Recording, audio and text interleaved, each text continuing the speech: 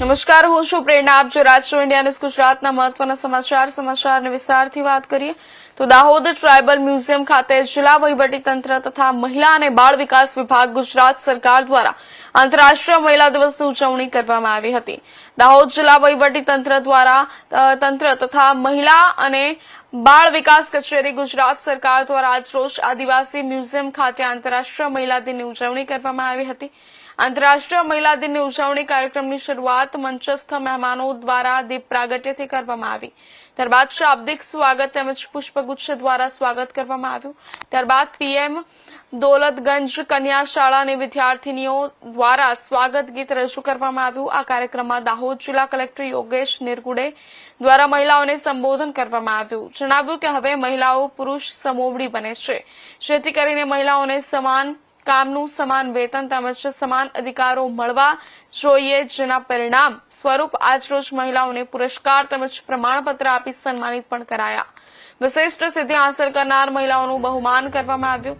નોંધનીય છે કે મહિલાઓને આર્થિક અને સામાજિક રીતે વધુ મજબૂત બનાવવા તેમજ સરકારની વિવિધ કલ્યાણકારી યોજનાઓથી માહિતગાર કરવાની સાથે આ કાર્યક્રમમાં વિવિધ સિદ્ધિ હાંસલ કરનાર મહિલાઓનું બહુમાન કરવામાં આવ્યું. યુએન સંસ્થા દ્વારા દર વર્ષે મહિલાઓના માન સન્માન, તેમની સુષુપ્ત શક્તિઓને ઉજાગર કરવા અને તેમની ક્ષમતાઓને પ્રોત્સાહિત કરવા માટે વિશ્વભરમાં આ દિવસની ઉજવણી કરવામાં આવે છે. કાર્યક્રમના અંતે મહિલાઓ માટે વહીવટીતંત્ર દ્વારા ભોજનનો પણ પ્રબંધ કરવામાં આવ્યો હતો. ભાવનાબેન મહેન્દ્ર પરત ગોસ્વામી.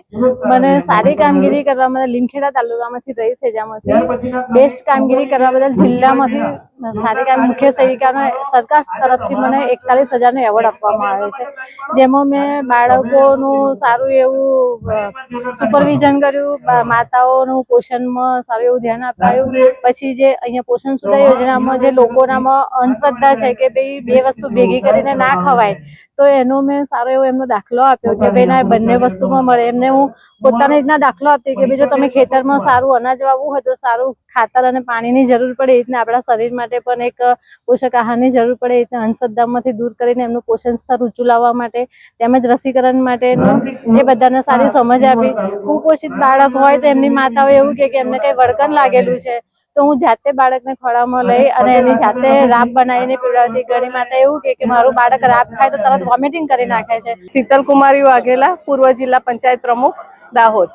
આજરોજ આંતરરાષ્ટ્રીય મહિલા દિવસની ઉજવણી અહીંયા ટ્રાઇબલ મ્યુઝિયમ ખાતે કરવામાં આવી અને ટ્રાઇબલ મ્યુઝિયમ ખાતે આંગણવાડીને કાર્યકર્તા બહેનોને માતા યશોદા એવોર્ડ આપવામાં આવ્યો તથા આરોગ્યના કર્મચારી બહેનોને તથા ડોક્ટરોને પણ આરોગ્યલક્ષી સારી કામગીરી બાબતના એવોર્ડ આપવામાં આવ્યા. અહીંયા ખૂબ જ બહોળી સંખ્યામાં મહિલાઓ ઉપસ્થિત રહ્યા. તેમને પણ એવોર્ડ આપીને અને તેમને પણ નરેન્દ્ર મોદી સાહેબની યોજનાઓનો લાભ કઈ રીતે લેવો અને લાભો કઈ રીતે બધાએ લીધા છે તેના વિશે અહીંયાથી માહિતી પણ પૂરી પાડવામાં આવી અને અહીંયા ખૂબ જ સારી રીતે આંતરરાષ્ટ્રીય મહિલા દિવસ ઉજવવામાં આવ્યો. આ કાર્યક્રમમાં દાહોદ જિલ્લાના સમાહર્તા શ્રી યોગેશ નિરગુડે સાહેબ, પ્રાંત અધિકારી શ્રી દવે સાહેબ, પ્રોગ્રામ ઓફિસર શ્રી ઈરાબેન મેડમ તથા અધિકારીઓ અને પદાધિકારી શ્રીઓ પણ અહીંયા ખૂબ